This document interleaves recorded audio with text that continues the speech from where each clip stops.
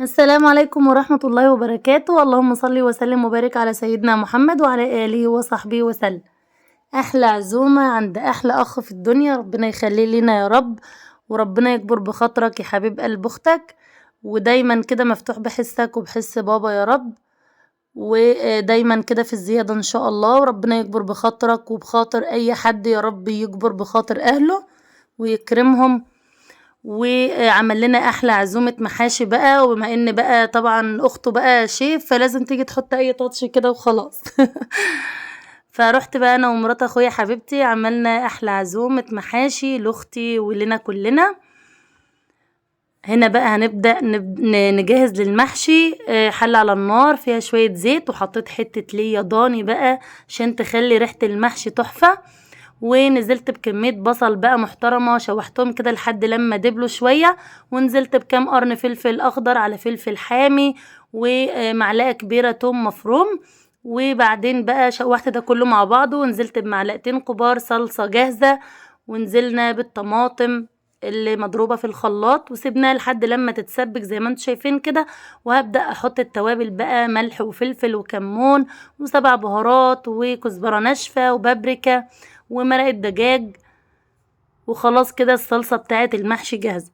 هنا بقى هنجهز الفراخ المشوية، بصلتين كبار في الخلاط في شفشق الخلاط، وطماطمتين كبار، وقرن فلفل اخضر، وقرن فلفل حامي، وكام فص توم، وعلبتين زبادي صغيرين، وليمونه كده بحالها، يدوب شيلنا البذر منها وسبناها بقشرها بتدي ريحه تحفه للفراخ. وعصرنا كمان عصير ليمونتين، ونزلنا بقى بمعلقه كبيره كاتشب ومعلقتين خل وثلاث معالق زيت، وهنتبل بملح وفلفل وخلطه فراخ وبابريكا وسبع بهارات وكزبرة ناشفة، وحطيت مكعبين ماجي، وحطيت كمان شوية بقدونس صغيرين كده بيخلوا الريحة تحفة تحفة بجد. وضربت كل ده في الخلاط، وبعدين بقى هنزل بيهم على الفراخ. وخلاص كل ده كنا بنجهزه على بيات. حطينا بقى الفراخ في التلاجة. وهنا بقى كنت بعمل بجهز للبطة.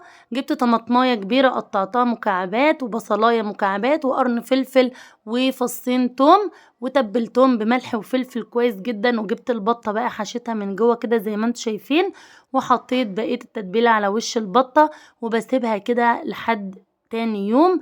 بتبقى طعم اللحمة بتاع البطة مختلف جدا جدا، جربوها بالطريقة دي حلوة قوي قوي قوي. هنا بقى جهزنا يلا للمحشي بقى، وقطعنا الخضرة شبت وبقدونس وكزبرة، ونزلنا عليهم بالرز المغسول ومتصفي كويس جدا، ونزلنا بالتسبيكة اللي احنا عملناها مع بعض. هنا بقى هنحشي بتنجان، وهنحشي كرنب، وهنحشي ممبار. ربنا يوسع رزقه يا رب احمد اخويا باذن الله. هنا بقى جبنا اول حله، حطينا فيها كده العنق او الروس بتاعه الخضره من تحت، وبدأنا نحشي بقى البتنجان.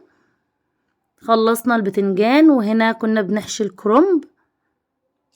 البتنجان كنا مقورينه بقى ومحمرينه في الزيت. احنا عندنا في المحافظة بتاعنا، احنا عندنا في المحلة بنقور البتنجان ونحمره شوية كده في الزيت، بنديله تحميرة ولون خفيف كده. لو انتوا بقى ما بتعملوش الخطوة دي عرفوني انتوا من انهي محافظة، وبتحمروا البتنجان ولا لا قبل المحشي. خلصنا البتنجان، وهنا بقى هنحشي الممبار. اخر حاجة حشيناها الممبار علشان ما يزفرش الرز ويغير معايا طعم المحاشي التانية.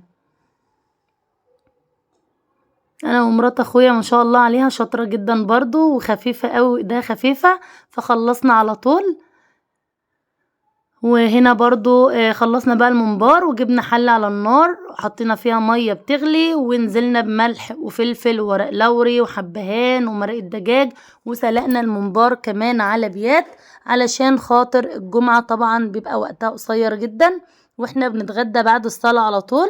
فجهزنا كل حاجة من بالليل، وكنا قايمين الصبح مفيش ورانا اي حاجة خالص غير اننا يدوب نسوي بس المحشي وخلاص. هنا بقى بنسلق الممبار، بحط الممبار بتاعي واحدة جنب واحدة.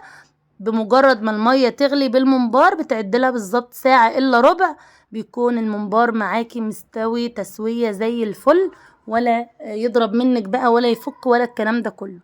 خلاص هنا بقى كنا تاني يوم الصبح، قمنا بقى حطينا مية على النار، حطينا فيها بقى بصل وطماطم وفي ملح وفلفل وحاجات من دي بقى عشان نسلق البطة. ونزلنا بالبطة اللي احنا متبلينها على بيات وسيبناها تعيش مع نفسها.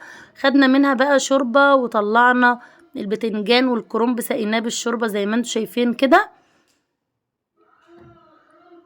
حطيت على كل حلة معلقتين سمن بلدي كبار، وبدأت اسقي المحشي بتاعي بقى. شايفين يدوب بتغطوا سطح المحشي بس، يعني بيكون المحشي معاكي باين علشان تبقى الرز من جوه كده مفلفل وما يبقاش معجن قوي ويبقى معاكي زي الفل.